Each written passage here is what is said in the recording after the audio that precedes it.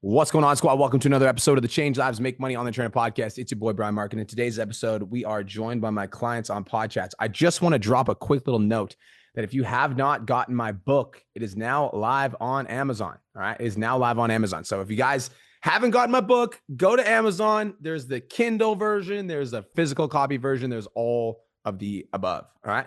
Without further ado, let's get into today's podcast. What is going on, Jasia? Wow, you are fast. Gotta beat you to the punch. If not, I won't get a question asked for an hour. I love it. Tell me some wins. This month is going to be a record month for me. So last month I hit 6K. This month I'm on target to hit 12K, and that's if I don't sign another client the rest of the month. So doubling my income just based on what you told me to do. The last few weeks I came on PodChats. I love that for you. That's amazing. I appreciate you. So my question is, this is probably a crazy question. You're probably going to say, just keep doing what you're doing. But like, I'm not doing a challenge or a boosted post or ads or anything right now. So like, should I be doing that? Because I hear everyone else talking about it, and I want to make sure I'm not missing anything, I guess. So we have to understand what the purpose of everything is. So the purpose of a boosted post would be to bring in more followers to your page. But right now your following is growing, correct? Hmm. Purpose of a challenge would be to like fill your pipeline with leads. But right now you have a full pipeline, right? Right, correct. Yeah. So both of those things would just be a distraction then. Okay, that makes sense. So just going to keep doing what I'm doing. Yeah. So for you specifically, what I would say, I just want to help you understand like why I'm giving the advice is the number one thing that you could focus on that would be the highest income generating activity would be building systems around making sure we're getting back to those leads as soon as humanly possible. That's Okay. the only thing that I'd be focusing on and building out those systems. So like if we continue to scale like this, like we could be hitting 25 to 30K by the end of the year. Okay, that's what I've been focusing on is systems. I just wanted to make sure I wasn't missing anything and I needed to be focused somewhere else. So just keep focusing on getting my systems dialed in because I'm getting a lot of new clients. Okay, You got got it. you. Perfect. Thank you, Brian. That's all I have for you. You're welcome. Have the best day ever. Congratulations on all your recent success. I appreciate you. What's up, Katie? How you doing? Tell me some wins. I had my first client re-sign, so that was exciting. That That's happened fun. today. Yeah. We love that. Yeah, that was exciting. Okay, so I'm wondering about boosted posts. I've never done that before. I don't know if I have like the following for that. I don't know what the rules are. Got it. So you don't need to have a following for boosted posts. In fact, if you don't have a following, that's actually when you should do them. So Okay. boosted posts essentially, like I'll give you like the baseline framework, and this is for everybody that's thinking about doing boosted posts.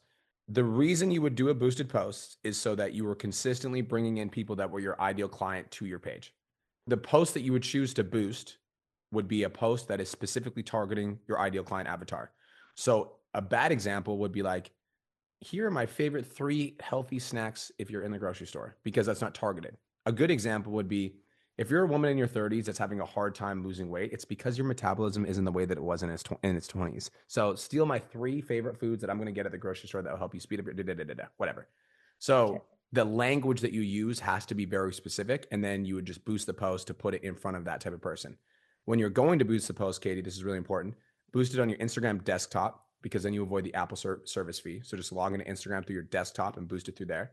When you're choosing the audience, or when you're choosing the what should it be, you're going to be optimizing for Instagram profile visits. That's what you're optimizing for. Then you're going to choose your own audience. You're not going to let Instagram choose the audience for you. You're going to choose your own audience. Then you're going to choose women that are 30 plus that are in the USA and Canada. And then you're going to go to ChatGPT and you're going to type in, please give me 10 different interests of women that have money that are 30 plus years old. Examples would be yoga, Equinox, Lululemon, etc. And Okay. plug in a bunch of those examples to your audience targeting, press save, and then boost. The amount that you're going to boost it for would be $20 a day to start. The goal that you're after is under $1 per follower. If the first one brings you in under $1 per follower and your ideal clients continue to boost, if that doesn't work, then turn that off and try a different one. Okay. You're gonna And give all of it. that information's on there, like I can see Oh yeah. under $1 per follower, that'll come up. It'll show up like when you go to boost a reel and you open it up on your Instagram, it'll show you, you can just go scroll to the right and it'll say ad. And then you'll be able to see all the ad insights. And then it'll say cost per follow. And then you want it to be under $1. Okay, cool. Cool. So you think I should do this? Yes. Okay. And then I also just have another kind of random question. I have a conversation with a client tonight.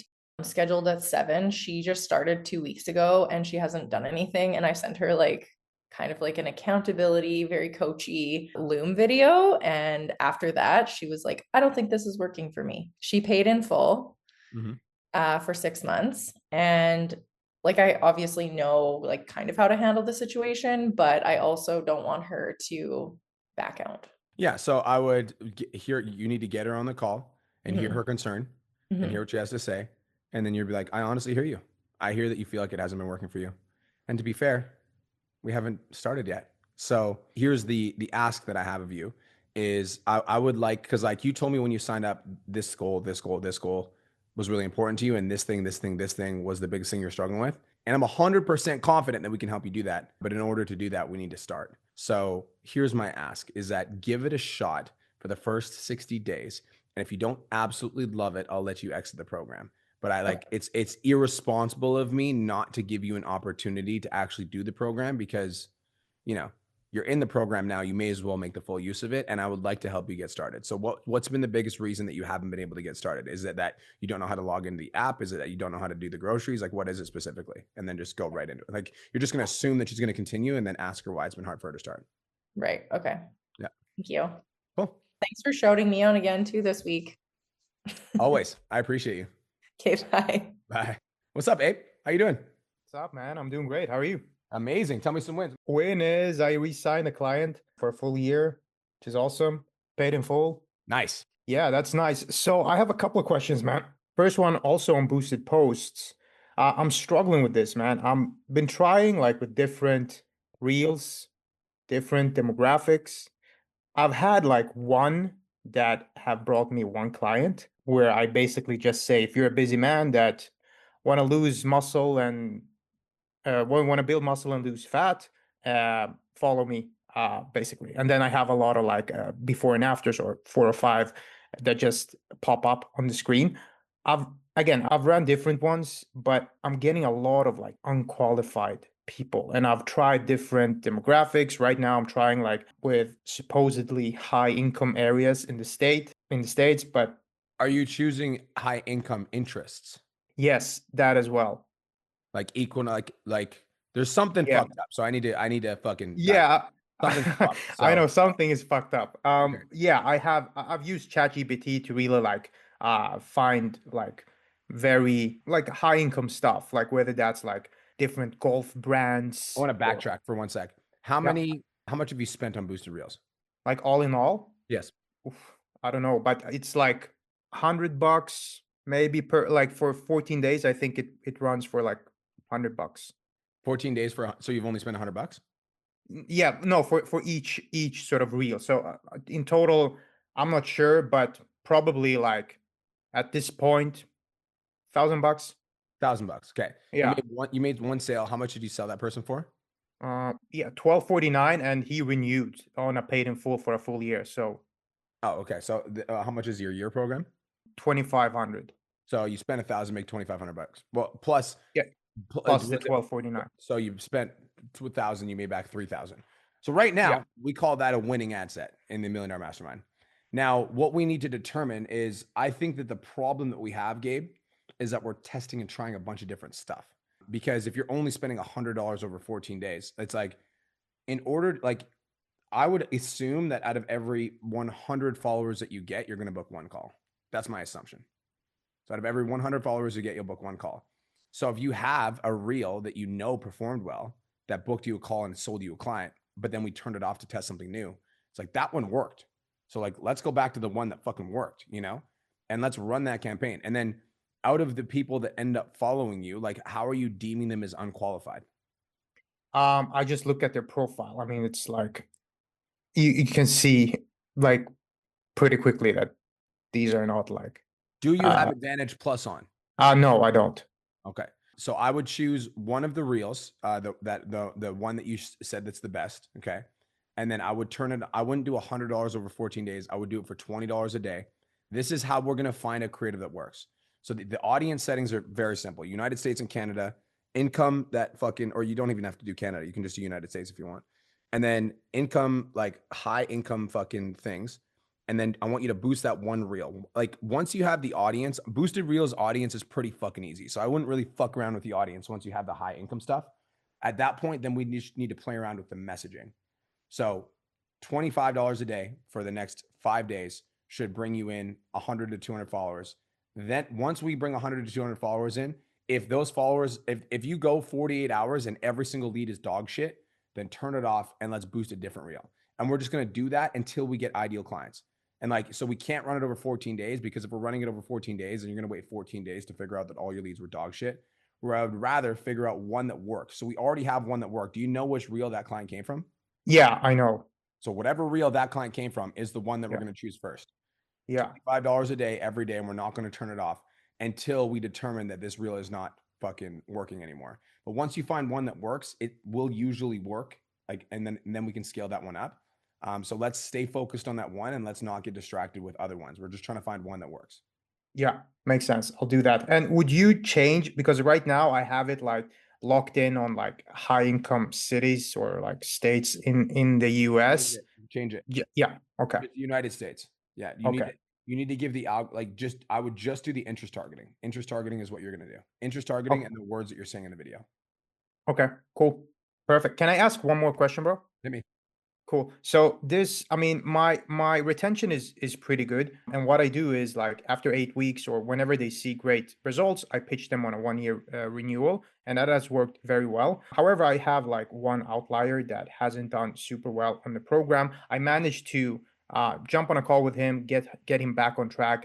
I had him doing like accountability posts in the community, and he appreciated that. And now he's kind of back on track. He's doing almost like what he's supposed to do. The problem is like we haven't seen like a big win for him, and now we're at like week 12, and he said that he's going to have a surgery in October as well. So what would you do in this situation? Would you like book a renewal call and tell him like, hey, we've been doing well, but we still have a lot of things to work on, so this will take time. Here's my 1-year program. Like, would you do something like that? 100%. And I would also like let him know that like after surgery, it's going to be intense and he doesn't want to lose all the progress that he's gained.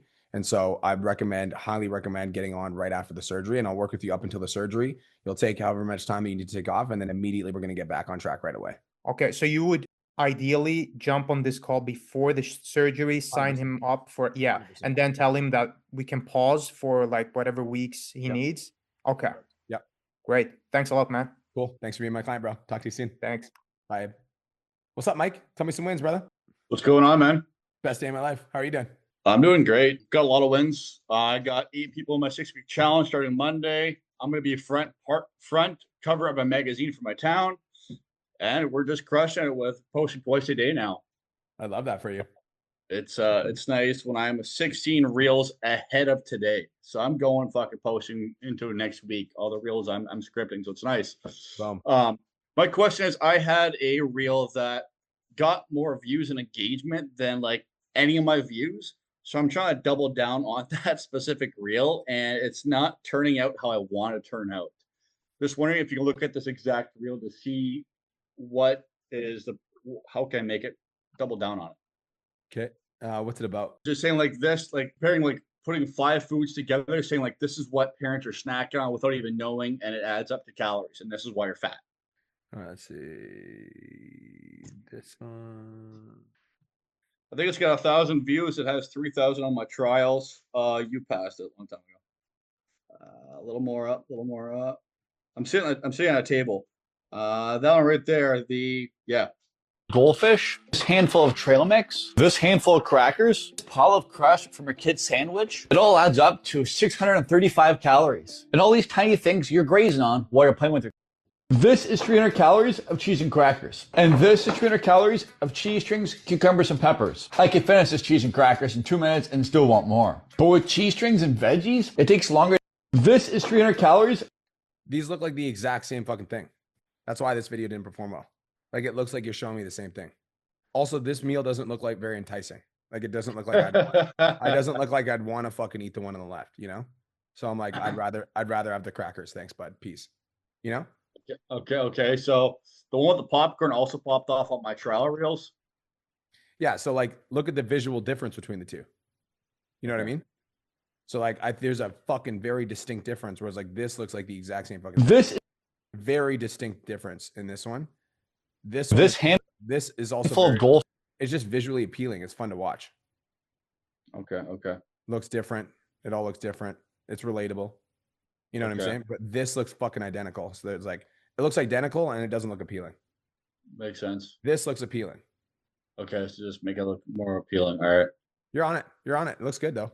All right, man. Thanks. That helps. You're welcome, bro. Talk soon. Peace out. Yes, sir. Hello, Corey Story. Yo, what's good? What's up, my boy? Tell me some wins. Been doubling down on just like content on client delivery stuff, setting up stuff in the back end, redid my nutrition stuff. So that was like a big win last week. No calls booked this week, but I'm on the hunt today. So we're going to make it happen. And I guess I'm just like, I probably should just redo my boosted post because it brought in like 500 followers when I did it for a week. You turned it off? Well, I wanted to like see like, okay, like I brought in 500 followers, but I haven't signed anyone from it. Wait, what? I thought you signed somebody from it. I don't think from that. Yeah, I don't think I signed anyone from that. Did you outreach to everybody? No, that's my question is like, I want to outreach to everybody, but I want to do it like in the most organic way possible. And so like what I've been doing is running polls on my stories and responding to that first. And then responding to anyone who is like engaging on my posts or anyone who just views my story or is just like active on there. And I guess maybe like next step is to just like go into the pages of people who did follow me and like interact with them and then message them or trying to like figure out. Why don't you just send them a message and say, thanks for the follow. You just say that, thanks for the follow, heart. There you go. Done. Okay. And not like leave it with a question. Well, yeah, you said you wanted to do it organically. So why don't you just say, thanks for the follow? Yeah, I guess like I was doing that on TikTok a bit and I think it was kind of working, kind of like at least letting things open up. And if they wanted to have a conversation, then turning it into a question. I feel like now I'm like asking the same question to two different coaches and kind of getting conflicting things. So, because I asked Janelle kind of a similar question and she's just like, well, you're not leading with a question. Pause. Why are you asking me the question then? I don't fucking know. What are we doing? What are we fucking doing? What do you mean? As I'm saying this, I was like, I feel like I'm shooting myself in the foot right now. What do you mean? Okay. Pause. Yeah. One sec. Pause. Yeah. Pause, everyone. Pause. If you've been given advice from another coach and you come to me and I give you different advice, you can't do that. No, okay. No, for sure. You can't do that. If you go and take the action that another coach suggested, and then you're asking for feedback on that advice, I will give you feedback on that advice. I have been taking action on that, and I have been like leading with more of a question, and I feel like I'm getting left on red more than I was before. And so to the new followers? Yeah. You just told me you haven't outreached all of them. Not all of them, but I've started to like, cause I had an influx of like new followers on TikTok like a month ago maybe. And then that post that did well on TikTok, I was like, well, let's boost it on Instagram and see how that does. And it did well. And they are all like people I would consider like to be in my niche. So I'm gonna pause. I need to pause. Okay. Yeah, I'm just you need to turn your fucking brain off. Okay. All of you guys need to turn your fucking brain off. The reason I say that is because we're like, oh, like we're like fucking, I don't know if I should do if I should do this. Just do it. Just fucking do it. And the reason I say just fucking do it is because we haven't even outreached to all the people. So we're like theorizing about what the best way to move forward would be. But like, I don't actually know. The only way that I'm going to know is by you doing the thing. I can give you my educated guess. Okay. But the only way that we're going to know is by doing the thing. So here's exactly what you're going to do. Okay. You're going to get off this call. You're going to go take action. Thing number one, half of the message, you're going to say, thanks for the follow with a heart. Half of the messages, you're going to say, thanks for the follow and then ask a question.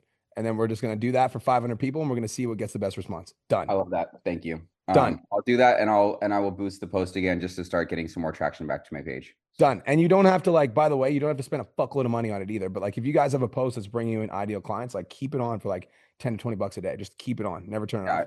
I spent $100. I brought in 500 people. So it's a win. Yeah. All right. Thanks. I love you. Talk soon. Remember, Corey, do you remember the event? That was fun. You're like one of my, that was a good time. You're like one of my highlight reels from the event, bro. I love that. I love it. Hack 10. What's up, brother? Tell me some wins. So I have 2 wins for you. One is I think we are at 28K reoccurring, and in the last 24 hours we collected $900 cash and 2K contracted. Nice, bro. I love that. And so the question is, our Instagram, our story CTA started to get a lot of interaction, and we are booking a lot of calls. Right now, we are 3 people, me and 2 kids, and we are all booked. And so my question is, in the future, thinking that with a scenario that we have unlimited leads, would you scale a business with a sales team or landing page, VSLs, and lead nurturing and upsells, that ladder thing? What would you do? You're asking the 1000% every day of the week would be with the sales team. Every day of the week, 7 days of the week. Because you've got to think about, okay, so if we even just, I'll just give you some like basic fundamental like math. So like if we think about a landing page, an average conversion rate from a good landing page would be like 3%. If you can get 3% of people that click on your landing page to take some sort of action, you've got like a really good landing page. Dude, if you can get 20% of people that vote on your polls, 10% of people that vote on your polls to book in for a sales call, and you close them on a high ticket offer, like the amount of money that you're going to be able to collect in a way shorter duration of time, because you're shortening the sales cycle from interested prospect into paying client, is fucking significant. And if you multiply that significant amount of revenue that you'll be able to collect faster over the period of 3 years, the amount of money that you will collect over 3 years by doing a high ticket sales system through the phone versus doing an email marketing campaign, landing page, blah, blah, blah, blah, blah, is fucking retarded. Like the difference would be like 10 to 20x. So every day of the week would be a sales team, like every day of the week, 7 days of the week. And yes, hiring a sales team can be annoying. Yes, you have to train. Yes, you have to manage. But you would also have those same problems with the landing page. You'd have to optimize the landing page. You have to optimize the conversion. You have to build out nurture sequences. You have to build out upsell pages. You have to build you'd have to monitor open rates. You'd have to monitor email deliverability. There's a whole different set of problems, you know? So every day of the week, 7 days of the week, I would choose sales calls every single day of the week. Okay, great. That's what I'm going to do. And the second question is, so I started to, we always sold one month to month. No, we never done paid in full. And I'm thinking with the idea of paid in full, but I can't justify in my head why I should do that, because the comfort, the mindset comfort that month to month reoccurring provides is just huge. And even though I know paid in full is going to bring more because there's no cancellations and less refunds and stuff, I can't justify it still in my head. What your take would be on this thought? I had the same thought when I was building the Change Jobs Academy. So like I had the exact same thought pattern as you. I was like, if I can just build a business where everybody pays me on recurring payments and I just keep signing people up for recurring payments and I just keep stack the recurring payments over an extended period of time, like that recurring payment will end up being like $5 million a month, whatever. But then we have to take into account human nature, right? And human nature is cancellations, failed payments, and right now you've got, 28K recurring revenue. So I'm assuming you've almost got 100 clients at this point, maybe a little bit more, maybe a little bit less. Yeah.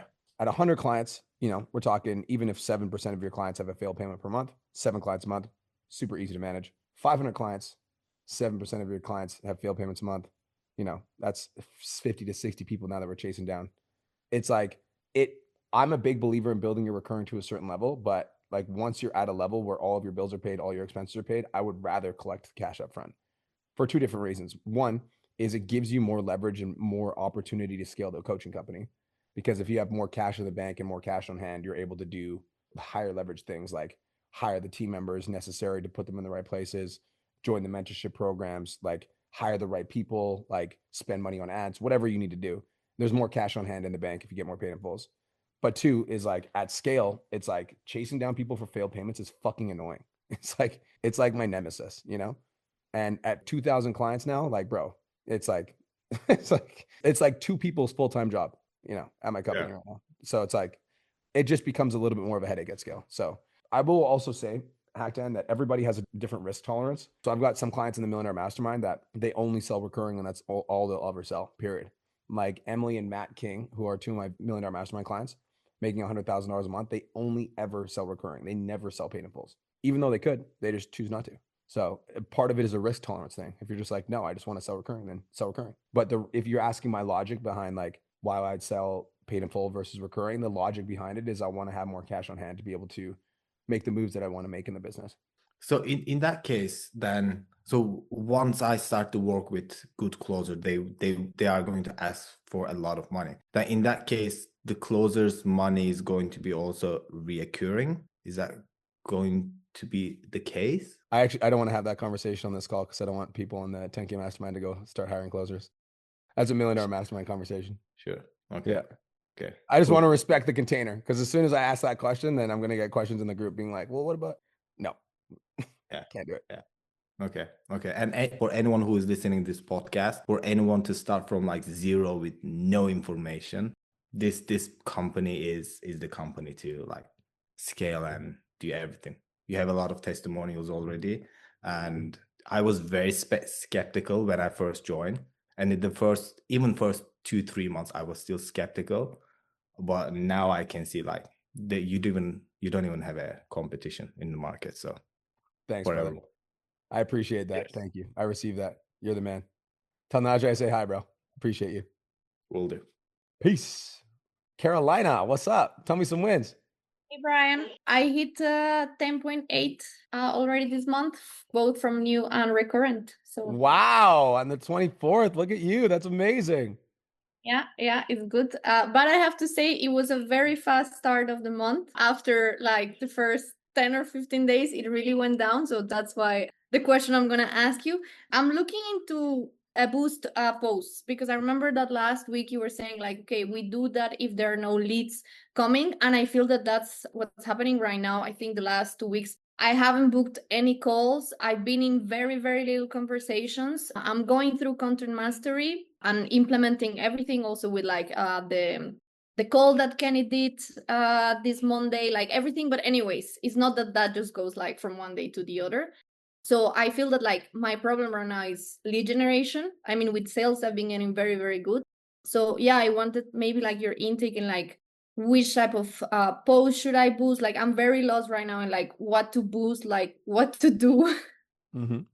Were you present for the conversation that I had with Katie? I just heard and I took some notes. I'm really kind of like, I don't know if it's overthinking about which post. Like when I look at my post, I know I had a post that even on trial reels, like each trial reel did like 2K. But that one, for example, it brought some conversation, but no clients. So right now I'm like, going over my head on like my post, like I honestly don't know which post to boost. It could be, this is the thing is like with boosted posts, the only goal is to get them to your profile. Like I just spent the last 30 seconds scrolling through your profile. Your content's good. Like it's good enough to sign clients, which is why you're at 10,000. So we just need to get more people to your profile. And so the post that you would boost would be a post that's valuable for the type of woman that you would like to speak to. It's very simple. And there is no way to know which one will be the best until you start testing. It's impossible. We can guess, but anything I tell you will be a guess. Yeah. Because the only ever way to determine whether or not something is effective is to test it and to try it. Yeah. Okay. Would you mind maybe going a little bit again through the list that you gave Katie? So it's like to do it from the desktop and not from the phone. Then I'll choose my own audience. I choose a location. What were all the others? So let's pretend I wanted to boost this one. Oh wait, I can't boost that one. Let's pretend I wanted to boost this one. Oh, I think I swear in this one. That's why it's not letting me boost it. Boost reel. Under the 90 seconds. Okay. It's got to be under 90 seconds. This one. Let's pretend I wanted to boost this one. So I tap boost post. And then once you're on boost post, you're going to check visit your profile. So that's what you want people to do right here. Visit your profile. And then you're not going to do suggested audience. You're going to scroll down and you can press enter your own targeting, turn advantage plus off.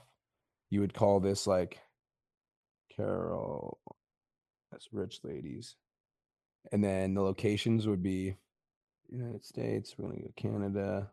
That's good enough. And then for interests, we would go to ChatGPT. We type in 10 interests that are related to our ideal client that have money.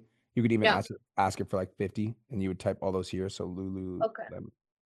And then you would click one and then you would just keep adding until you had your audience. And then once you're here, you've got the interest, you press save. Age range will be 25 to 45. female, save. Then you go down here and you would go. That's when I do 20 per day. 20 per day. Yeah. Run this ad until I pause it. Boost. Done. Okay. All right. Cool. Good. I'll try it out and tell you how it goes next week. Deal. Sounds good. Thank you. You're welcome. Bye-bye. What's going on, Marilyn? Tell me some wins. Hi, Brian. My win is that I think I'm gonna have a record month. So I'm on track to Wow, do record month right 12K after the after right after the after having my baby. baby. I'm like, wow, I'm pretty happy about that. It's That's been a dope. lot of some clients are really crushing it and they're referring me a lot of people. So it's been great.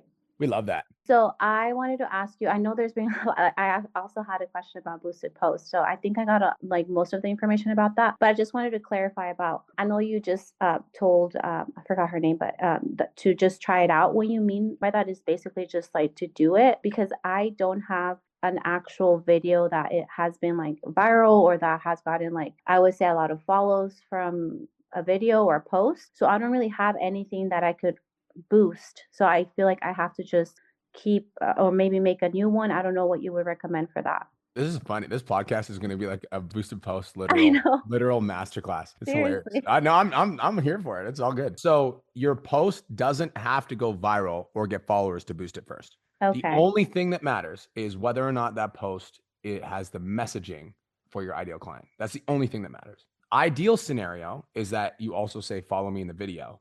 But even if you don't say follow me in the video, sub to that is you could literally change the first line in the video to say follow at Katie Smith to learn more. Follow at Katie Smith to be a fit mom or whatever. And that could be the first line in your caption. You can just literally go edit the first line in your caption. So yeah, it doesn't have to go viral. It doesn't have to be tons of views, et cetera, et cetera. It only has to speak to your avatar. That's the only thing that matters. Okay. Can you give me an example of that, what that would look like? If you had like, I work with busy moms. Yeah. So like, give me 5 of the videos that you've done recently. Just give me examples of videos you've done recently. It would be like, if you think you're too busy to work out, try this 20-minute, 30-minute workout. Okay. What else? I do a lot of like motivational ones. So it would be like, oh, like yesterday I did like your habits reflect on your kids. These are 4 high easy protein meals that you can have. I did a lot of like carousels because I had the baby. So yeah, I did that one as a proof. See, this one could work though. Okay. I don't know. Instagram might flag you for the direct before and after. So I don't know if I would do that one. What's this one? Fight me? Why? No, flag you. Sometimes okay. If you do before and afters, it can flag you. But I've also have clients that get away with it. I just prefer not to do a direct before and after. Yeah, I probably don't have that many, I would say, but I can create one. This is the POV. You're a busy woman, but you never skip breakfast because you know it slows down your metabolism. And then the first line of this video could say, follow me for more tips like this. Okay. Boom. POV, you never worry about your age or having kids will make you look, and instead you stay consistent in every season of your life. Follow me to be a fit mom right here. Boom. Change the first line in this bio. You could boost this one for sure. So when you mean like the first line of the caption? Yep.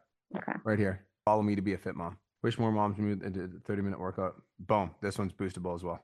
100%. Follow me to be a fit mom. Okay. Get it? Anything that has language. This has language. Does that make sense? Yeah. Okay. Thank you. That gives me so much. Yeah. Okay. So now I know I can boost those. So at least I have those right there. Cool. Okay. Thank you so much. Appreciate ya. All right. Bye. Bye-bye. I'm going to add one more context. 2 more things for context. 1, when you guys are boosting posts, boost 1 at a time, because if you boost 5 at a time, you won't know which followers are coming from which post. So ideally boost 1 at a time.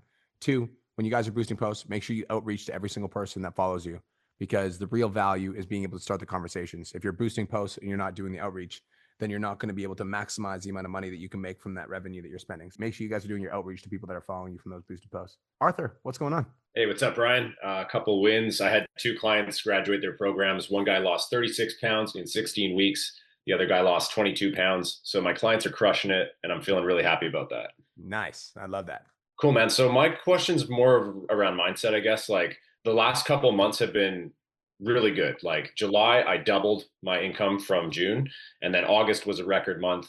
This month, I'm noticing that I'm kind of been coasting a little more. I've been serving my clients, doing pretty much the bare minimum in terms of like content and DMs. And that's because I built my recurring up to a point where I'm chilling. Like my bills are more than covered. I'm feeling like, just I guess I'm kind of looking for the drive to keep pushing because I'm nowhere near where I want to be. Like I have my vision. I know what the long-term goal is, and I'm not even halfway there. But at the same time, my circumstances right now are such where like I'm cool with just putting in like 4 to 6 hours a day and having, quadrupling my income compared to where it was last year. So my question is like, when you kind of find yourself falling into a bit of comfort or complacency, how can you kick your own ass to like keep pushing to that long-term vision? That's a great question, Arthur. Thank you for asking that. Two things I want to say. Thing number one, what did you do to celebrate when you actually hit that like milestone, like the massive milestone? To celebrate? Yeah. What did you do to celebrate? I don't think I really did anything. I mean, I felt good, but I didn't really celebrate. Yeah. Is there anything that you could do that would like cement the fact that you did it? Some different examples for me, like, when I hit my first $100,000 month is when I went and bought my dream car. I bought at the time it was a Hellcat. When we hit $1 million, I bought a Lambo. So again, there's different milestones. When I hit my first $10,000 month, I took myself out to the mall and I bought as many things as I could fucking carry with both of my hands. And I like took myself on a shopping spree. And like small things like that are so important for when you guys are scaling, because we need to like cement the fact that it's not, it can even be as simple as like, going out for a fucking steak dinner by yourself and buying the most expensive steak on the menu and having a glass of wine and being like, yeah, we fucking did that shit. Inviting one of your boys out for a fucking steak dinner and like sitting down across the table from one of your boys and being like, yo, I wanted to take you out for dinner and celebrate a massive milestone I just had. And we're going to get the most expensive shit on the menu. Just like you've got to do things that like cement the fact that you're fucking crushing it. So that's one thing is like, as you guys are going through and achieving milestones, like, dude, you quadrupled your income, we need to celebrate that, and it can be as small as buying yourself a watch that you want or buying yourself a pair of new kicks, or like it can be as big as taking yourself on a trip, but do something to celebrate, and I'm not you, so I don't know what would really speak to you, but I would just invite you to think about that. That would be the first thing that I would do. The second thing I would do is like understand that you're just the place that you used to operate from, you don't need to operate from anymore. And so you need to find a different drive and motivation. Like when you guys are struggling to pay your bills, of course you're motivated because you're like, I need to pay my fucking bills. So like, I'm going to do the fucking work because my bills need to get paid and I'm not getting kicked out of my house. But when you get past that point and you are no longer fighting to pay your bills, it's almost like that fight or flight is no longer active. And because the fight or flight is no longer active, we just like, there's a part of us that like, we just need to say, we need to like have a little bit of reverence for that version of Arthur and be like, hey, like, thanks so much for getting me here. I fucking appreciate you. But we need to find something different that we can get fired up from. And for me, it's like, if you just told me, like, what's your vision? You told me that you're not even halfway there. What does that mean?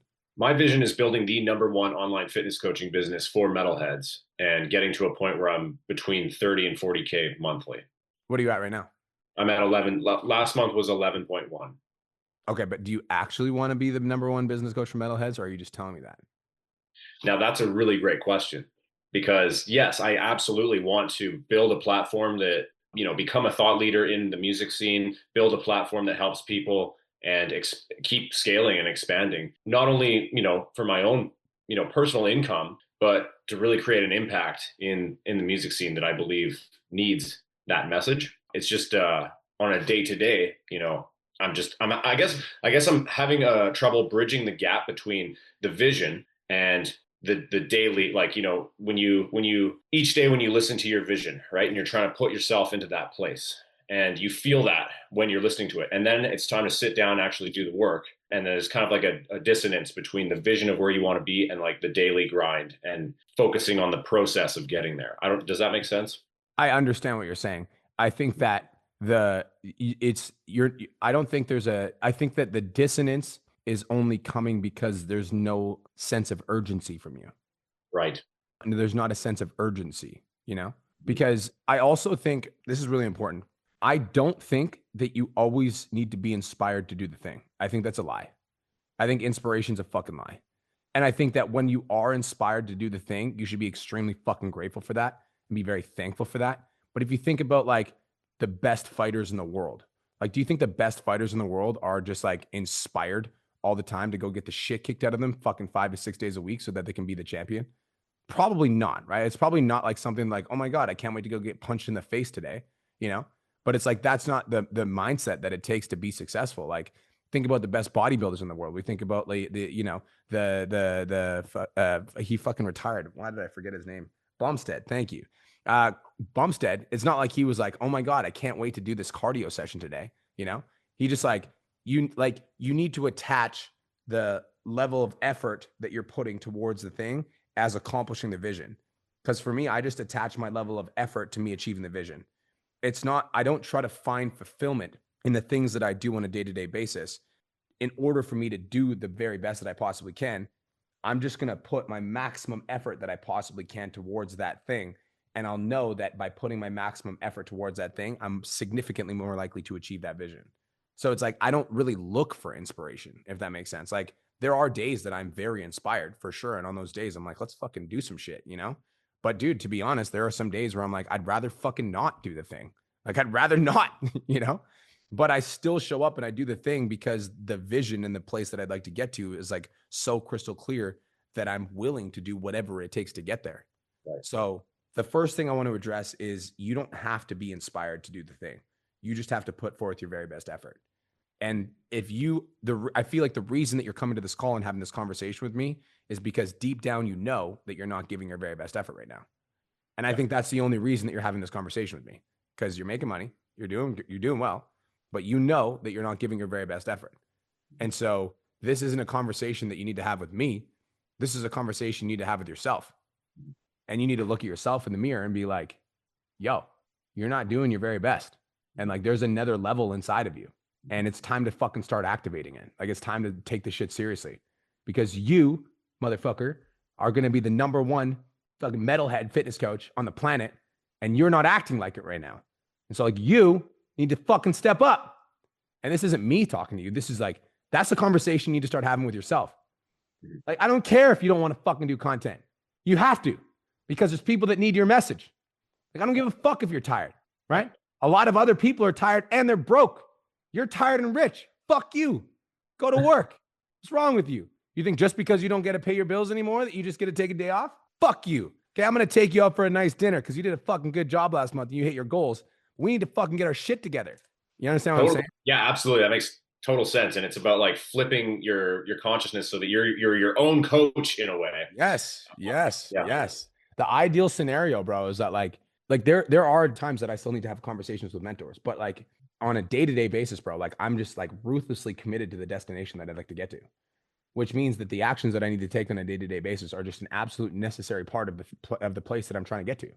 They're just a necessary part of it. And on the days that I feel fucking great and I feel inspired and I feel excited, I'm like, thank you so fucking much. More of this, please. And on the days that I do not feel excited and motivated, I fucking laugh, because I'm like, the fact that I don't feel excited and motivated and I'm filming content for 4 fucking hours right now is exactly why I will be bigger than Gary Vaynerchuk in 6 years, because most people will not do that. Most people will get onto days where they don't feel like pushing forward. They don't feel like moving forward. And as a result, they won't do the thing. I will never be that person, you know? And so part of this as well, and like, we're just going to keep going if that's okay with you, because I feel like you fucking activated something in me and now I'm on a ramble. But part of this too is like, you can't just think about the type of like the vision that you'd like to get to, Arthur. That's like literally a small fucking part of the equation. You also have to start associating yourself with a certain level of identity. It's like, what kind of man do you want to show up as? Because if you're telling me that you want to be the #1 coach for fitness metalheads, like, what does the #1 fitness coach for metalheads act like? How does he show up? How does he carry himself on a day-to-day basis? How does he carry himself when he doesn't feel like it? How does he carry himself when he's not motivated? Does he just not go to the gym? Does he not fucking speak up? Does he not say what he wants to say? How does he carry himself when people are talking shit? Does he just fucking back down and bend the knee? Like, what does he do? Right. And so for me, it's a big part of like what gets me to show up on a day-to-day basis is like, I'm super clear on the identity. Like, I know the type of person that I'd like to be in these situations, you know? So part of the vision is like, yeah, I'm trying to get to this place, but part of the vision is like, I want to become this person. And if right now you look at yourself in the mirror and you know that you're not playing to your full potential, you need to ask yourself, is this a person that I want to be? And then when you come to the realization for yourself, you're like, no. Then you're like, okay, well, I'm glad as fuck I slacked off for fucking 2 weeks, because now I know that this isn't the type of person I want to be. It's time to double the fuck down, you know? Does that make sense? Totally. That makes perfect sense. I really appreciate that, Brian. That really resonates. So it's less about what you want to accomplish and more about who you want to be and who you need to be to accomplish that vision. Because when you become the person, like that's when the vision comes. Like you have to become the fucking person. And when you become the person that's capable of achieving the vision, the fucking outcomes just come to you, bro. They're easy, effortless. I love that. And on the days that they're not effortless, you just get to laugh because you know that 99% of people are giving up on those days. Mm-hmm. Awesome. That makes a lot of sense. I really appreciate that. Thanks for being my client, bro. I appreciate you. Talk soon. Peace out. Okay. What's up, Courtney Murphy? Did your son enjoy our podcast last week? Yes, he did. Good. So my wins were I got 2 paid in fulls this week. I asked, like you said, and I signed a client last week. I have 2 consults after this, so I'm excited. Things are looking up. Everything's going well.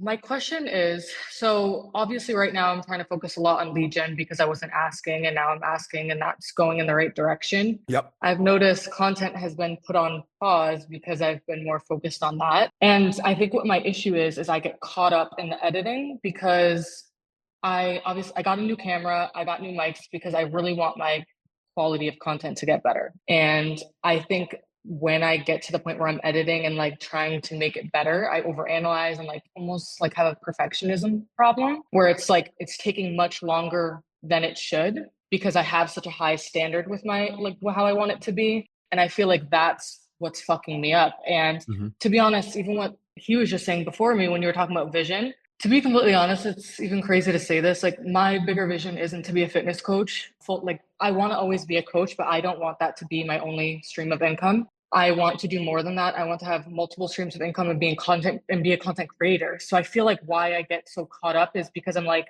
my content is not good enough to, actually get there. And that's what's fucking me up because I don't know. I'm like, even the camera, like trying to figure out the settings and like learn all of that. I'm like, I feel like I get so caught up in like trying to make it perfect. And I'm like, should I be focusing more on repetitions and getting better over time? Or do I need to like isolate and study the fuck out of, how to get better and make it better and post less until I get there? Both. I hope that makes sense. Yeah. So I'll give you a direct answer. Both. The reason I say both is because it sounds to me like you have a passion for content, right? So if I had a passion for content like you're like, I'm passionate about this shit, I would dedicate like in whatever calendar time you want to figure it out. But like I would dedicate 2 to 3 hours a week where you're literally just like, this is time for me to like study content and I can do whatever the fuck I want in this time. I can research camera settings. I can research angles, lightings. I can, whatever I want to do in this time frame is like, this is my content time where I literally just get to do content stuff. So like I would schedule that in so that you get to scratch that itch because it's not going to go away. It's not like you're like, oh, I don't want to learn this information. It's like, it sounds to me like it's something you're passionate about. So I would just put it in your schedule. That's the first thing. Second thing is I'm a big believer in getting the result done with constraints. And so I'll explain what this means. But first I want to ask a question. How long does it usually take you to do your content? It's one video. It depends. If it's a fucking quick one, an hour. But if it's like a better one, it can take me like even editing like over an hour. And then it's like the recording, forget about it. Getting the lighting, I want perfect lighting. So I'm like trying to move shit around, like different angles. And it's like, I think trying to make it perfect is making it 10 times fucking longer. But it's because, I don't know enough how to make it better quality right now, I guess. So editing it takes an hour. How long does filming it take for one video? It depends on the video. If it's a better quality one, like the one I did the other day, it was like a storytelling one. Putting those clips together took like over an hour to an hour maybe. I need to figure out how long those are taking me. I don't have exact answers. Cool. So that's okay. So I'll give you 2 pieces of homework, Court. Piece of homework number 1 is I want you to schedule in time to do your content. Like just scheduling content like research time and learning time. Like maybe a 1 to 2 hour block where you're just like guilt-free researching content, learning new stuff. That's one thing. Thing number 2, the next time you create content, you need to record how long it takes from start to finish. So just set a fucking timer. As soon as you start recording, bam, set a timer. And just, you're not judging yourself. You're just figuring how long it takes. The reason I say this is because I'm a big believer in operating with constraints. Parkinson's law states that the work that we do will fill the time that we allot to it. Right now, you haven't given yourself a constraint, which is why content is taking you so much time. But once we identify, you're like, okay, from start to finish, a video will take me 4 hours. Then we can go into the next week and we're like, okay, cool. From start to finish, all I get is 2 fucking hours. Go. And then you just give yourself that constraint and then you'll do it in 2 hours. You're like, okay, that actually like the content's actually really good. Now, the next week, from start to finish, one piece of content will take me an hour. And you just give yourself that constraint. But you can't give yourself that constraint until you identify how long it actually takes. So step number 1 is to identify how long it takes. Okay. Cool. I don't think it's a bad thing that you have a passion for content, by the way. Yeah, because that's what I get caught up on. Like when Full was saying, don't post something you're not proud of. I'm like, I'm not proud of half the shit I post because I feel like I have to post because that's what I've been, but from the past, like you have to post X amount of times per week. But then it's like, I feel like I'm posting half-ass content because I'm not giving it my all. But part of it is like, so like there's also 2 different goals with your content, in my opinion, because right now you're building a coaching business. Mm-hmm. So like the 2 different goals with your content, goal number 1, will this piece of content, generate enough interest and generate people wanting to work with me? And goal number 2 can be like, I want this to be the highest quality piece of content that I can put on social media. Like when you look at my social media, Courtney, there's like, I post a bunch of different stuff and it all looks random, right? Like I post videos with me and Kirsten. Like, why do I post videos with me and Kirsten? Well, like the purpose behind that is like long-term in like the next 5 years, Kirsten and I have talked about like maybe launching our own brand together. So if we start posting videos now and people see us in content now, and I do that consistently for the next few years, when Kirsten and I launch a brand together, people are going to be like, fuck yeah, they're going to want to jump on board. So like, I'm thinking in advance of that. So for you, it's like, but then I also will post videos where it's just like, just me recording you on a Zoom call, asking how much money you make. That takes me literally fucking 15 seconds. And then I post it and I record it. The reason I'm posting that video is because I know that if people can see that I'm working with clients, I'm more likely to become my client. So that the purpose of that video is literally just for me to advertise that I'm working with clients. That piece of content can take me literally fucking 10 minutes, but it just has a different purpose than the content that I do with Kirsten. Does that make sense?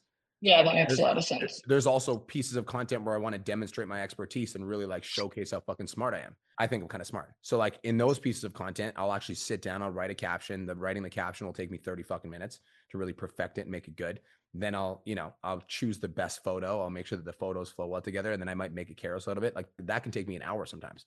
But it's like that just is created with a different purpose. Does that make sense? So like, yes, don't post it if you're not proud of it. I agree with that statement, but I also think that you can take that to the extreme and basically go into perfectionism where every single piece of content that you post takes you an hour to post. Whereas like, if you understand that every single piece of content can have a different purpose, then you can post, shorter pieces of content that you're proud of because it's accomplishing the purpose. Like example would be like, if you found a before photo of you from 5 years ago and posted it with a slide over carousel with an after photo of you now, and the caption is just how you got there. The purpose of that piece of content would be to attract clients, and that would work very well. And you could do that in 15 minutes. Does that make sense?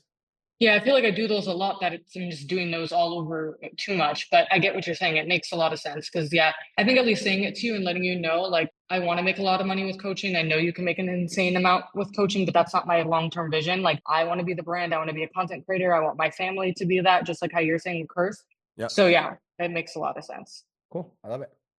Thank you. You're welcome. Have the best day of your entire life. Good to see you again. You too. Bye-bye. Dion James, what's going on, big dog? How we doing? Amazing, okay. brother. You're a funny guy. I need to get this on video. You're a fucking funny guy. One sec. Go ahead.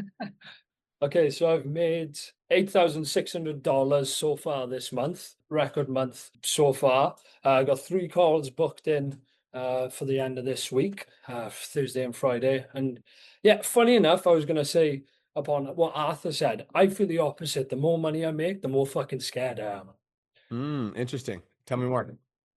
Yeah, I just feel like more money I make, the safer I feel, the more I'm scared that imagine that goes, like petrified. And then that links into then that I struggle then to like spend time with my partner, things like that. I'm like always working. So yeah, I found I've struggled massively with taking a step back at times, and like Arthur then celebrating wins, but in the sense of I feel the opposite, where I'm just genuinely scared. What if I make 5,000 a month again? Like, does that make sense? It does. And I understand where you're coming from, bro, because I grew up in a trailer park and like I struggle with a drug addiction. So like I had to climb from like literally rock fucking bottom. So like when I first started, like I was starting out, $20,000 in debt to drug dealers, like sleeping on my grandma's couch. I remember what it felt like when the first time I started making like $5,000 to $7,000 to $10,000 a month. And like on the outside, I was like, oh, this is so cool. But on the inside, I was like, holy fuck, like it's only a matter of time before my addiction catches up to me. It's only a matter of time before people find out that I'm fake, or it's only a matter of time before I get exposed, or it's only a matter of time before all these clients quit. Like your fear just goes fucking crazy when you come from a background where you don't have money, 100%. Yeah. It And I've been the feels opposite. weird. It feels weird to have money. Yes, it does. It feels, yeah. And I, like, if I'm going to be honest, I don't have much bills. Like, you're the only bill, and this was the last month I think that I'm paying. So I'm like, it's all just nigh on free money. And I'm genuinely like scared of, but I'm moving to Boston now. So I know life's going to be a lot more expensive. I need to find a place. So it's like, shit. At home, I can find a house for £100,000. Over here, you can't even find a nice house for $500,000. Do you know what I mean? So it's like, what's to come? If I want to actually, yeah, I want to make 20, 50, 100K a month. So it's just a lot of work, and it's a good thing though. I hear you. I also will say, bro, that this is the same conversation as Arthur, but just a different context. Like, you guys, like, don't wait until you get to the destination to start living your life, because the destination, the goalpost always moves. Yeah, I was And gonna so say. if you like, okay, when I get to 10K a month, that's when I'll spend more time with my wife. But then you get to 10K a month, and as soon as you're at 10K a month and you realize, you're like, holy fuck, I can make 10K a month. I could definitely make 20. Okay, so when I get to 20K a month, then I'll start spending more time with my family, because I know, like, I just need to push for a little bit longer. And then once I get there, then I'll take a break, you know? And that goalpost will always move, bro.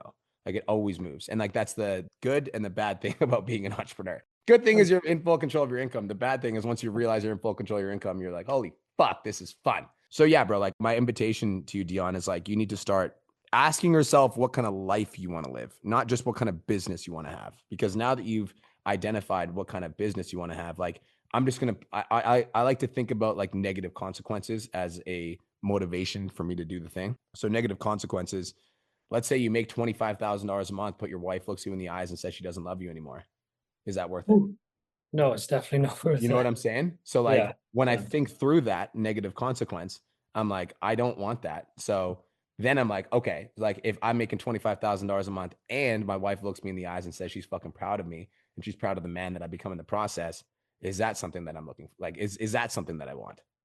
Yes, 100%. You know what I mean? So then you're like, okay, so how do I design my business in a way that, like, I still get to have those moments with my wife and I'm building my business?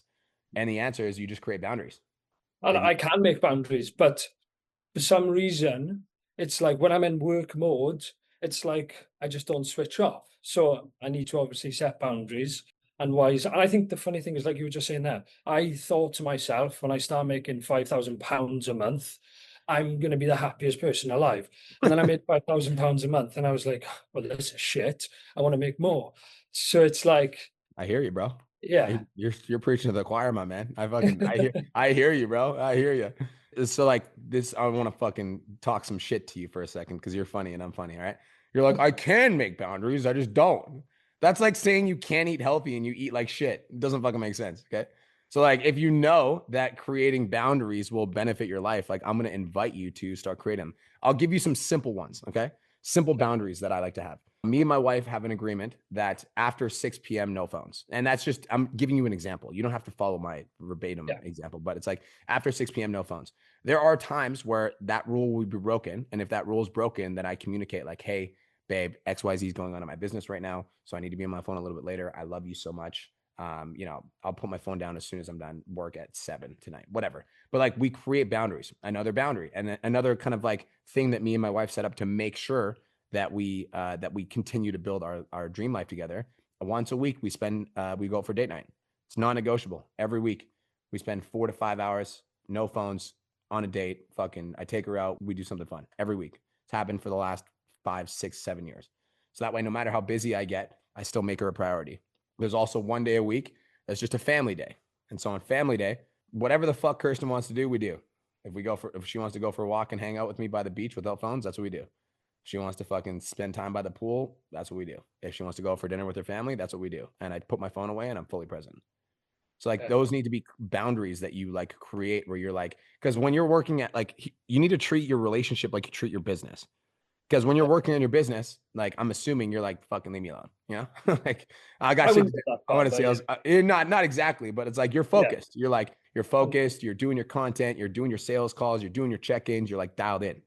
Like, I try to treat my relationship like that as well. Like, when I'm spending time with my wife, I spend time with my wife. Yeah, being more present is what I took from that, and I totally agree. So 100%. I think that's something that I need to work on.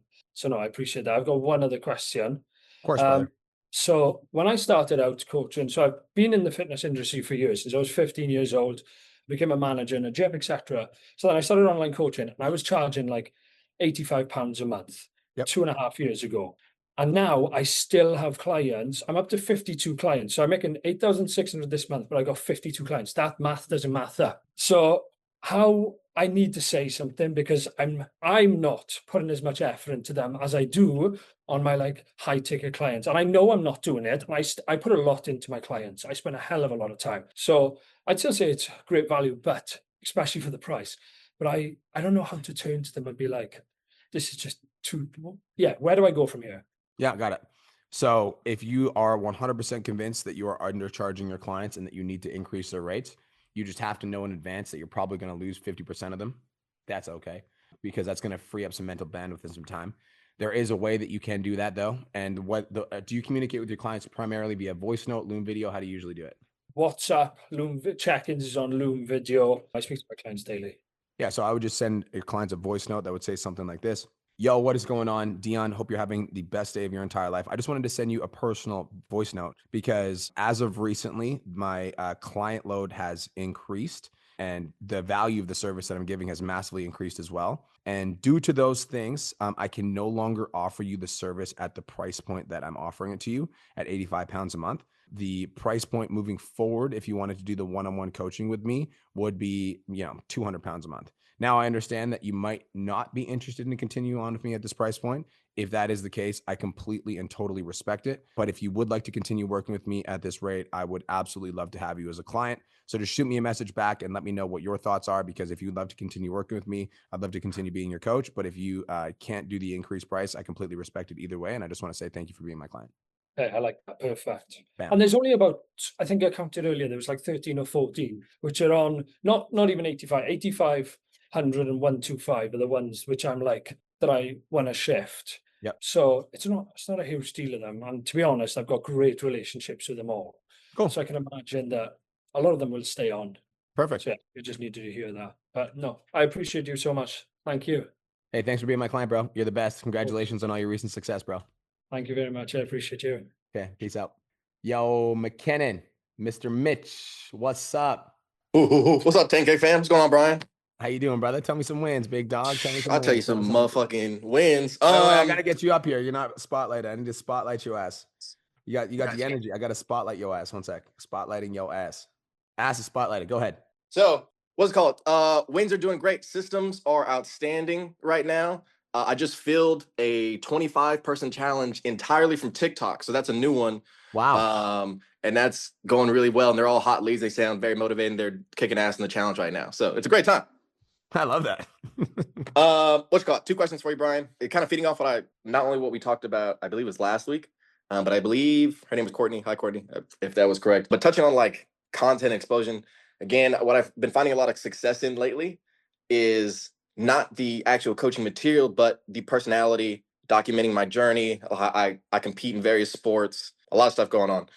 So my first question is really relating to what I wrote down here. If my personality stuff is doing really well, I'm trying to lean more into like storytelling, telling a lot of my past. Like I got a lot of dark stuff, to be honest with you. I think a lot of like compelling stories I need to dive into, the military, my like child abuse, things like that. What are some, I don't know, I guess I'm looking for formats on storytelling, because I'm just not, as a coach for so long, I think everything has to be very strict and like, this is how you do this, versus like, I don't know how to structure the storytelling. Yeah. Does that make sense? Yeah. So I'll give you a framework that I like to think through. So the first thing, the framework when I'm telling stories about my past is, this is the overall concept that you need to remember, is be vulnerable without being a victim. Okay. That's the framework that you write the story from. Be vulnerable without being a victim. Whenever I'm opening my stories, I try to open my stories with, your stories will perform significantly better if you can open with a key moment. An example of, I've got a video that's popping off on social media right now, where it's like, my wife literally told me that I absolutely needed to get a family car and that the Lamborghini wouldn't do. So like, if I can like name a specific moment of like the story that I'm talking about, that is a fucking great opening to the story. So when you're thinking about stories that you'd like to tell, like from your childhood or things that you like, even darker stuff, lighter stuff, whatever, if you can think about a key moment that happened in that story and that's how you lead into the story, that's fucking it. So key moment that leads into the story would be like how you'd catch them. And then the start of the story is like what happened and the pain that you experienced. And then you're going to lead into what's called like a turning point or like a rock bottom moment. From the turning point to the rock bottom moment, then you're going to talk about what happened on the other side of that rock bottom moment, and then you're going to tie it up with a lesson. That's the framework. Sick.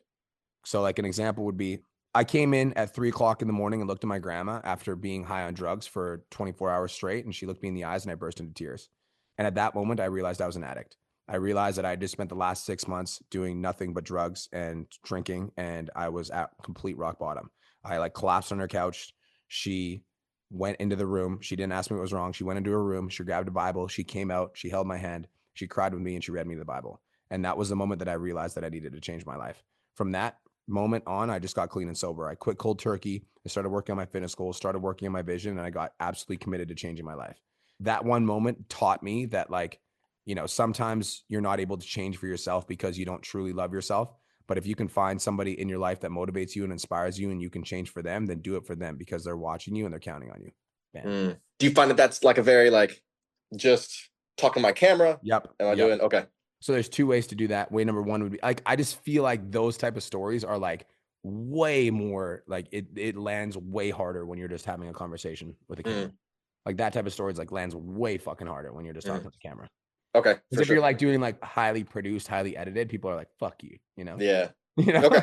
They're like, fuck this guy. And you're like, yeah, it looks like you were sad. Okay. But it's like, if you do it, like, you're just like talking, like you're just having a conversation, it's way more organic and it's going to hit way harder. Okay.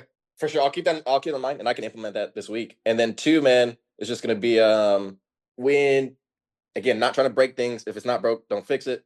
My stuff does really well around like just talking head, kind of talking through exercises or whatever the thing is. But I do feel like I should be experimenting more because I don't know what could work if I don't try it, you know? Agreed. My question I wrote down was just how long should I be committing to different formats if I'm trying to measure like their success? I feel like I'll experiment with something for like 3-4 reels and I'm like, oh, this didn't work. Is that valid? Am I whatever? Yeah, I think that, but it's not necessarily just the format. I think it's also the subject matter. Okay. Because sometimes I'll have like an example is like, for me, split screens fucking crush. But sometimes the split screen that I talked about is a boring subject matter. So it's like, that doesn't mean split screens don't crush. It just means the subject matter that I chose was dog shit. So I think that, so I'll tell you overall content strategy, because you've got a content strategy that works, Mitch, is I would say 70 to 80% of your content is content that you know is going to perform well. And then 20 to 30% of my stuff is like where I'm experimenting. So right now I'm experimenting with like AI carousels, right? You're seeing a bunch of AI carousels on my stuff. And like the AI carousels have like proven, like so far the engagement is fucking good. So I'm going to continue to do that. So I would say like, that's what I'll say is like, I'll experiment with stuff. And if I see signs of life, my definition of signs of life, Mitch, would be like, oh, these views, like that's more than I usually get. I'm like, oh, that's a sign of life to me. That tells me if I find a good subject matter that I could go turbo. But sometimes I'll experiment with a format and it's like way worse than my usual views. Then I'm like, no, pass. You know, for me, that's reaction videos. Like I fucking hate doing reaction videos and I hate doing them. And whenever my videographer brings them to me, I'm like, fuck no.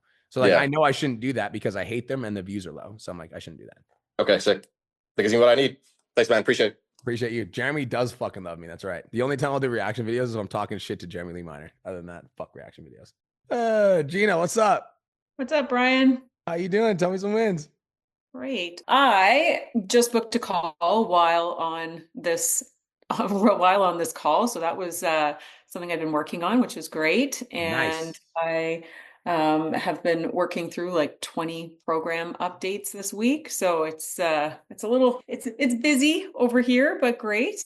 Love that. I guess my question surrounds like content for showcasing client wins and before and after photographs and stuff like that. I feel like I put a lot on my page, and that seems to, even though I have a lot of work to do in my content, it seems to be drawing people in. It doesn't get a lot of views or anything like that, but that's primarily that, and referrals are where I'm getting clients. So I just want to do a better job at showcasing the transformations, and the clients that I have seem to be very willing to be giving me these testimonials, and I'm not scared to ask them for it. So I want to utilize that in the best way. Do you get any leads from Facebook? Yes, mostly. Yeah, I was gonna say I feel like your demographic is definitely on Facebook. I'm gonna give you a hack that one of my clients does in the $1 Million Mastermind that does really well if you get clients from Facebook, is when you post your transformations, tag your client on Facebook And in that tagged post, make sure you just hype the fuck out of that client and just be like, I'm so proud of XYZ, da, da, da, da. She's done such an incredible job. And like, you're just validating and giving them like their flowers, which they deserve. But you're just doing a really good job of like telling her story and like sharing like why she's a badass. And then you tag her in it. And then she sees like obviously it shows up in her feed. Her friends start fucking liking and engaging with the post. And all of a sudden you friend request them and bam, now you're friends with them on Facebook. And which means they're significantly more likely to become your client because they know the person that is in the transformation and they engage with that photo. So that's one thing that you can do really well. That's probably your next few clients, in my opinion. The next thing that you can do is like telling stories about your clients in your videos. So like a very simple way to do this, Gina, would be like, my client Jane came to me 12 weeks ago, needed to lose 20 pounds. And this is exactly where she's at right now. And in this video, I'm going to explain to you exactly how we did it. And then you just walk people through exactly what you did with Jane. Walk people through what you did with her macros, with her training plan, with her nutrition plan, and then say, if you want some information about how I help my client Jane, comment or DM me Tone, and I'll reach out to you to see if I can help. Another way you can use social proof in your content is, this is something that I'm doing a lot. I didn't do it today actually, but it's because I was driving when I made this video. But this kind of stuff where I'm doing like value carousels, and then at the end of the value carousel, I just put a screenshot of my client win. So for you, like if you're doing carousels and you're giving some value, you do carousel where you're doing value, and then look at this client win. So it's like you can insert it into literally fucking everything, you know? Literally insert it into everything is what I'll say, is like find a way to add it to your content. Like you can add it to literally any piece of content. You're at the gym, you're like, here are the top 3. Here's my favorite cardio routine if you want to burn body fat. And if you don't believe me, look what Lucy did in 16 weeks following this plan. Moving on. You're just into the video. Does that make sense? That. Absolutely. I was just adding like my top client, adding all of her friends because she's like my ideal avatar, and I was adding them. And then I ended up booking a call with one of them that I added. She's like, I saw in my client story that she reposted your transformation post. She's like, I'm interested in working with you. I'm like, so I booked the call. Exactly that, tagging. I love those ideas. Thank you so much. I love it. I hope you have the best day ever. Thanks for being my client. Thank you. Bye, Gina. Felix, what up? Awesome. So far right now I'm at 7K for the month, and I was going to be at 10K, but while I was closing with one of my clients, I tried to get him to qualify for, this was like it was a whole thing. So he was going through payment options because it was going to be a 4K PIF. And he went to Stripe, and we're like, okay, let's try Affirm. Affirm wasn't working. I'm like, all right, no worries. Let's go through Klarna. And then from there, for whatever reason, Klarna didn't work there. So I went to Fanbases. And I wanted to ask you what your opinion was on having another payment processor like Fanbases as an option, because Affirm doesn't work on my Stripe because they for whatever reason they took it out as an option. So they weren't I guess my tax code for like training, that's my tax code. They don't accept it as an option. Yeah. So to answer your question directly, yes, I think it's smart to have another payment processor. I don't want to overwhelm everybody in the group. So I will say that we're going to drop a video in the portal about Fanbases, but I'm currently using Fanbases. If you guys are in the MDM and you want basically a sneak preview and you just want to jump on and have a conversation with them, I'm going to drop the link in the chat, in the 10K Mastermind in the Zoom chat right now. So if you're on PODCHATS. So basically what Fanbases does is you get access to all the buy now, pay later options in the United States. So you get like Klarna, you get Afterpay, you get Sezzle, you get Split It, you get Quad Zip. And there's also one that's called Payva. I use Fanbases now because I've been using it for a month and a half, and I'm about to roll out a training for you guys so that you guys can jump on board. But if you're interested in learning more, you can just book a call with the link that I put in the chat box, Felix, and just tell them you're my client and they'll take care of you. But yes, I think it's good because Affirm doesn't allow anybody that's using an Affirm account right now that's an online trainer is at risk of either Affirm taking away or just Stripe shutting down their account, because you're not technically allowed to use Affirm with online coaching businesses. You basically have to like say that you're not an online coaching business in order to use Affirm. But then as soon as Affirm finds out, they take it off. It's just a higher risk situation. Whereas like Fanbases is more online coach friendly. And so they just have access to all those options without having to do any workarounds. Okay, it's cool. So from now on, I guess like we will be shifting over to Fanbases. Is that what I'm hearing? Yeah. And like I will be dropping a training in the portal within the next 7 to 14 days. But if you're interested in jumping on board, you can just use the referral link in the chat box and just tell me you're my client. Okay. Yeah, sounds good. And then other things. So when it came to posting some content and boosting the ones. I have one that I'm boosting right now that just got like a lot of like Instagram even flagged it for being a high converting one. Like, but it was more like it was more for virality. I guess what's a good indicator for if it's worth to boost it or not? If is it speaking to your ideal client? It's bringing in followers, or at least like it's brought in like not a whole lot. Like before boosting it, it brought in 5, but that was the most out of all my reels. But is it speaking to your ideal client? No. Then don't boost it. Okay. All right then. And the reason you don't want to boost it is because Instagram will try to show it to whoever the content's for. And if Instagram doesn't know who the content's for, they'll show it to everyone. Okay. Gotcha. All right then. I guess that's really all I had. Let me think. Yeah, I think that's pretty much it. Cool. I appreciate you, Felix. Thanks for being my client, bro. Of course. Thank you. Peace. What's up, Lucy? I got you. I'm back. Hi. Sorry about that. My van is extremely loud while It's all driving. good. Okay, so when I got on a check-in call with Alex last night and had a little bit of a breakthrough, I got a little bit of emotions coming through, but it was really good and I'm kind of getting back on track, which is nice. My question to you is another mindset. It's kind of like the opposite of Arthur and Dion, which it gives me hope that I'm going to get to that and having that issue. Right now, my mindset's around working out of scarcity due to survival. And how do I get my money back up when I'm like very much in scarcity? What are the day-to-day activities that are required in order to do that? Client adherence, content, DMs, content mastery. What's the most important income generating activity? DMs. And content. Content, yeah, and content. So how much time per day are you spending on those two things? Not enough. And so the only reason I ask those questions is because if I've identified what my biggest problem is, then I'm going to spend the majority of my time solving that problem. So if I have 8 hours to work a day, 4 of them are spent on the biggest problem in my business. Okay. So would I split that into like, would I put 4 hours towards content daily, or would I split that between DMs and content? What I would say to you is I would post enough content that you can get enough traction on your page. I would make sure that there's enough people that you can start conversations with. And I would spend all of your time talking to prospects and getting people on sales calls. Because like that's the number one thing that's going to lead to revenue, right? So like the content that you're going to post on your social media is going to be value-based and proof-based content to get people interested in your offer.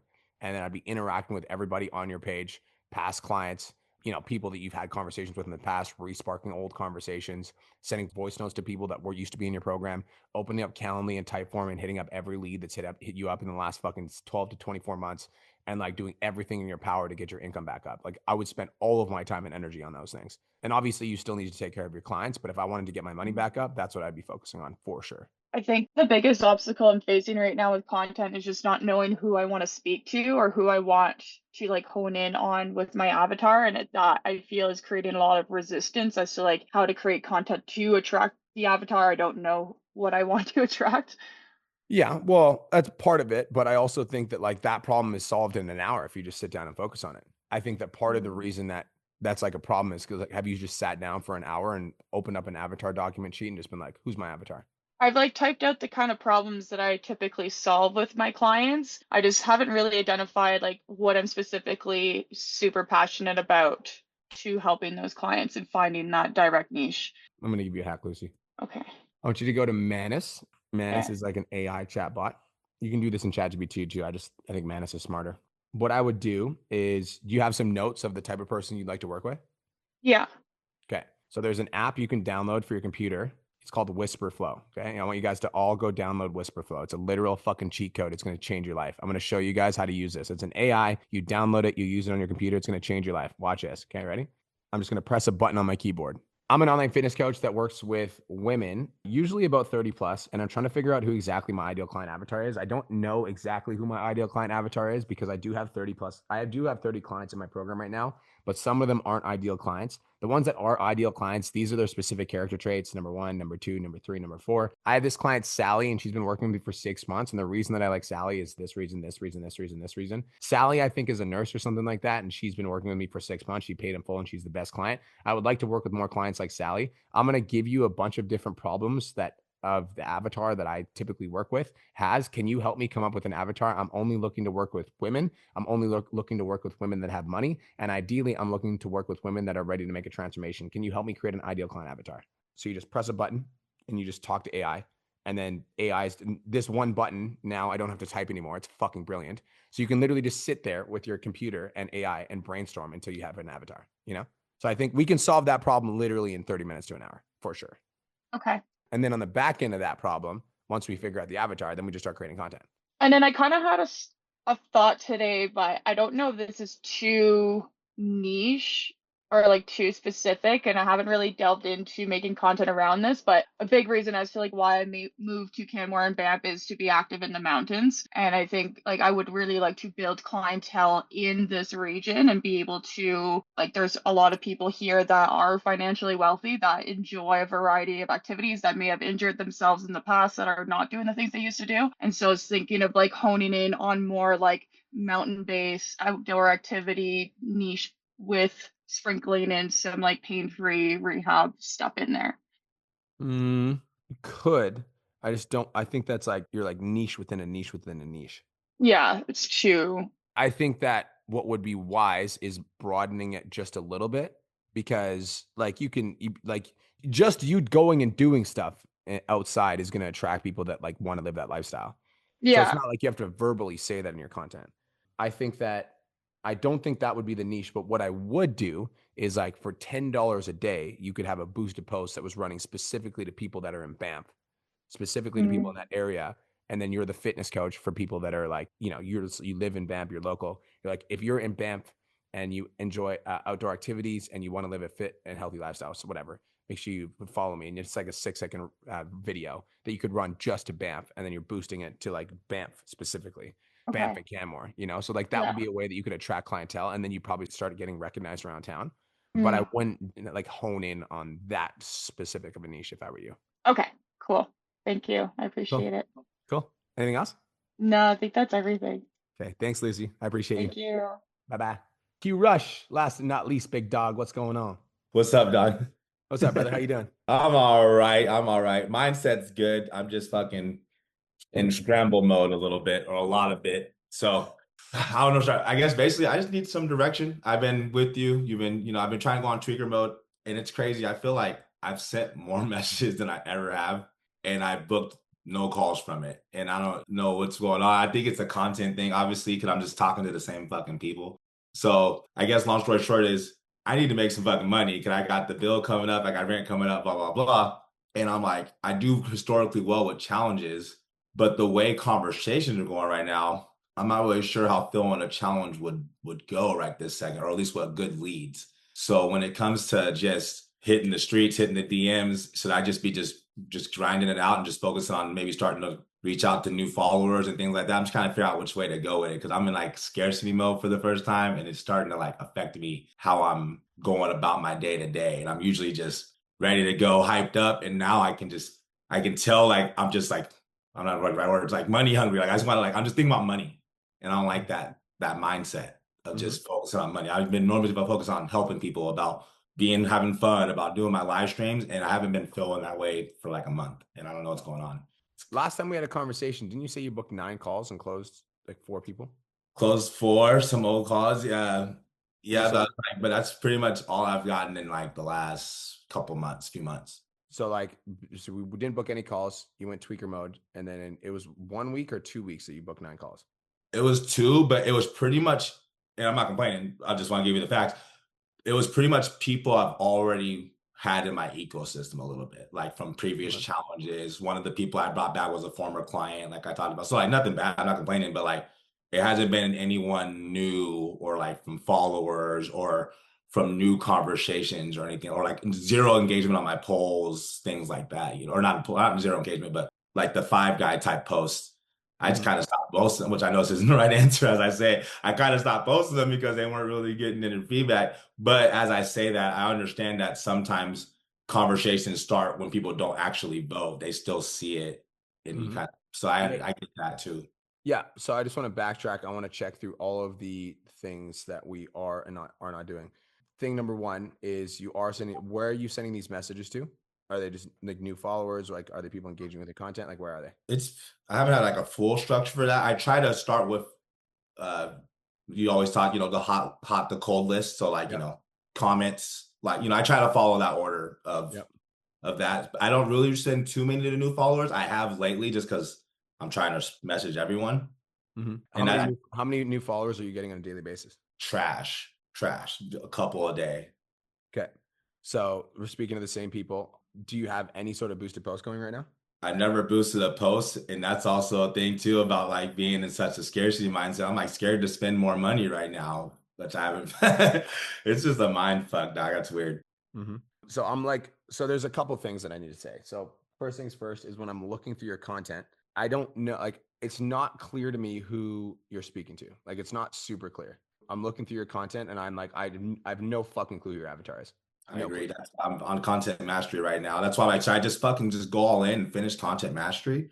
Well, yes, because like I don't know who you're speaking to. So like if I don't know who you're speaking to, then the people on your page don't know who you're speaking to, and there's no reason to get back to you. So like that's the first thing. Second thing is like, bro, like $10 a day times 30 days, and like this is just a very low dollar amount, $300 a month. If you signed one client from that, that's 4x ROAS. You signed 3 clients from that, that's a fucking 10x ROAS. But the main problem that we need to solve, and the reason that you're not getting clients from your content is because like I don't know who your avatar is. Like it's not to me, it's not super clear. Like if I'm watching your content from like an outside perspective, like there's no indication of who your avatar is. And so the messaging is completely fucking off with your content. So like no indication who your avatar is here. Yeah. No indication of who your avatar is here. Flabby arms. Okay, so there's maybe an indication here, but there's no specific language call out here. Flabby arms. You're short on time. Okay, but like, are you talking to men or women? I don't know. Right? See, like, I don't know. Gym thoughts you have with your headphones. That was just a trending one. I know, but I'm like, I'm just like, I want you to think through like the lens that I'm looking at your social media through. Like, I don't see an avatar. Ass to mouth. Wait, are you speaking to guys or girls here? There's no captions here. There's no text on screen. It's very difficult for me to determine who you're speaking to. Same. Don't like, that's funny, but I'm like, okay, is this to guys or girls? You know, I don't know. Yeah, I'm relying a little too much on like a couple keywords here and there throughout the video, but it's not in the hook and it's not in the caption is what I'm seeing right now. So, okay. So you work with women. Okay. That's good. This was August 26th. This was the last social proof that you post on your page. Yeah, August 26th, right? Fair. So I'm like looking through. It's not super clear. Watching it now, I was like, fuck. No, that's like, I want to help you make money. Like I want to help you like see social media like I see it. That's why I'm not trying to put you on blast. No, I like this. I'm like, it's immediately clear. I'm not. I wanted this. This is fine. So like if I go through my content, like I need more leads, right? You're only one tiny tweak away from an extra 5K a month. No, you didn't know me leads. You don't need to post 7 times a day, and you definitely don't need to sell your soul to the algorithm, right? So like this is just talking about improving your conversion numbers.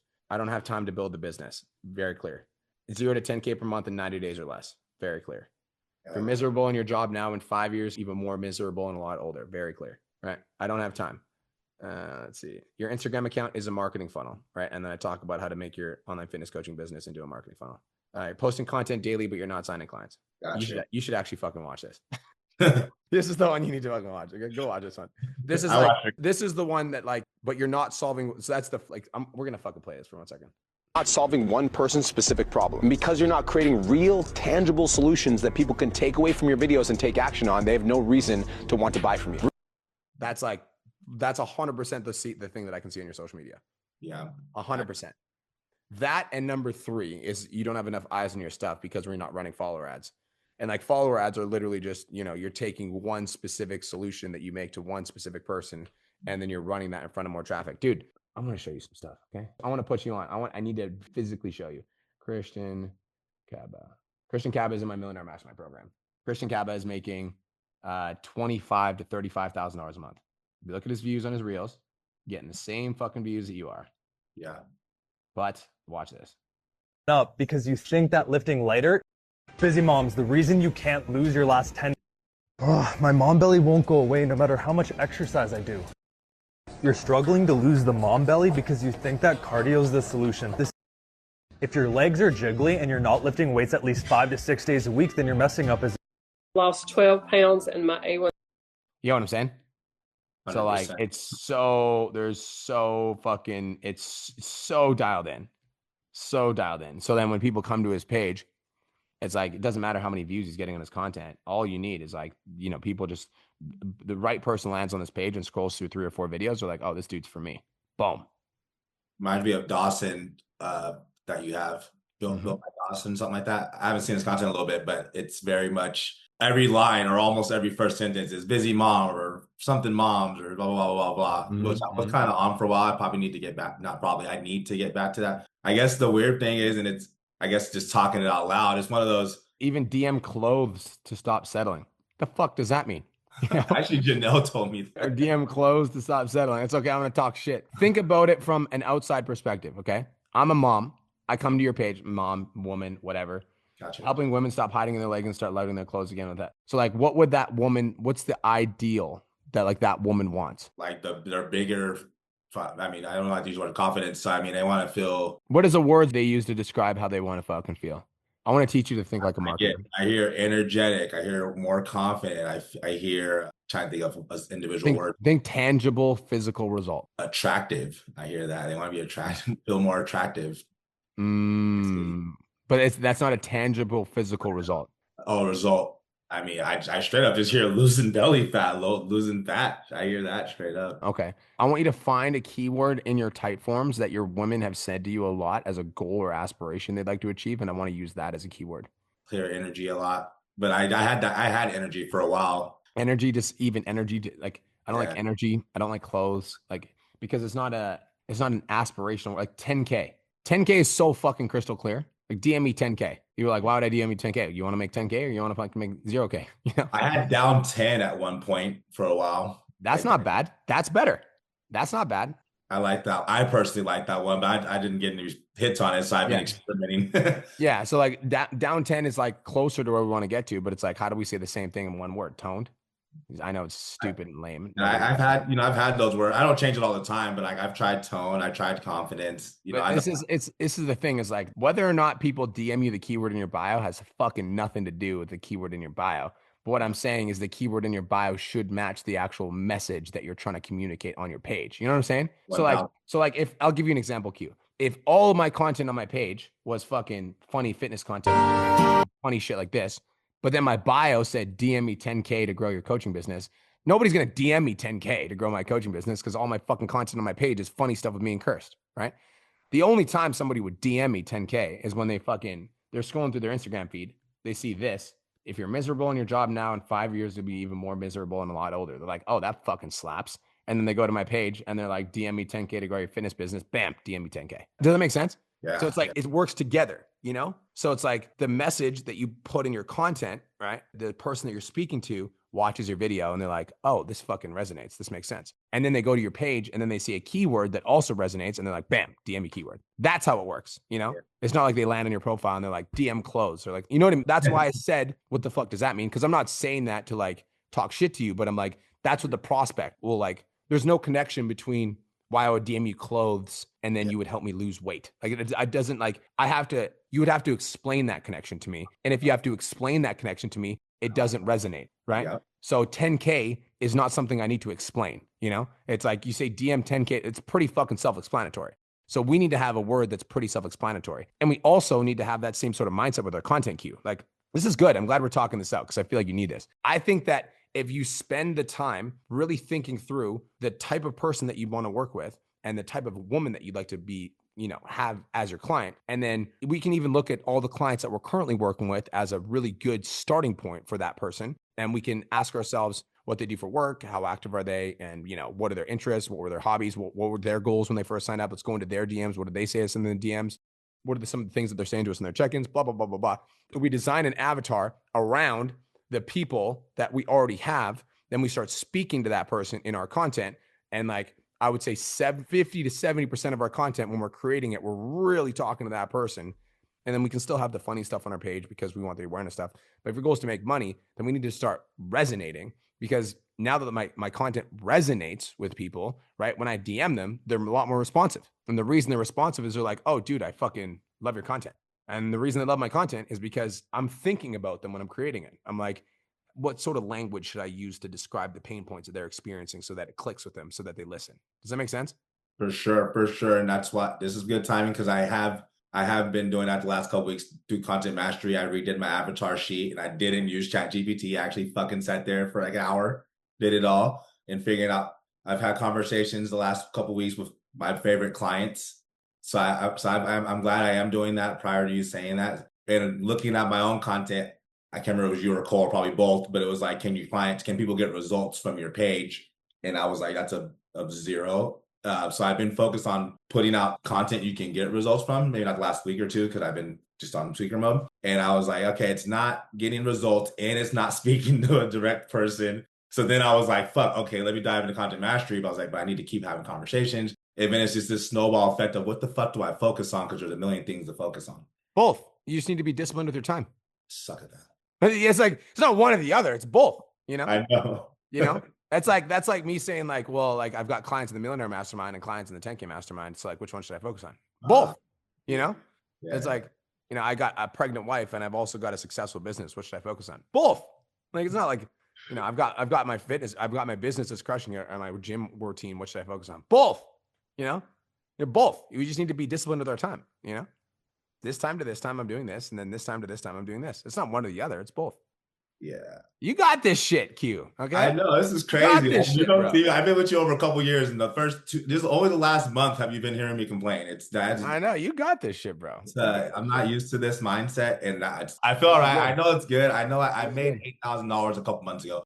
I know I can make money. It's just one of those, like, when it rains, it pours, and then I just started just caving on myself. And then my birthday was on Sunday, so I took 2 days off for the first time in fucking months, and I just felt like shit got worse. And now it's just like, fuck, I need a win. I need a fucking win. Go get a fucking win and don't stop until you get one. I'm on it. I really needed this a little bit just to hear it. And I really appreciate you looking at the content. That's a clear eye opener that I gotta get this content better. And it's not a lack of effort. It's just, I gotta put the work in. I agree, bro. I appreciate you. I'm glad we spent time together. You did that. Thank you. You're my boy. Talk to you soon, brother. Peace out. All right, guys, that's it. That's all. Thank you guys so much for coming to PodChats. Thank you guys for being my clients. Hope you guys all have the best day of your entire lives, and I'll talk to you guys soon. Peace out. Thank you so much for tuning into today's episode. Hopefully you got some value. If you did, and you want to learn more about how me and my team can help you scale your online fitness business to $10,000 a month, DM me 10K on Instagram at TheRealBrianMark for more information, and I'll reach out to you to see if I can help you grow an online coaching business.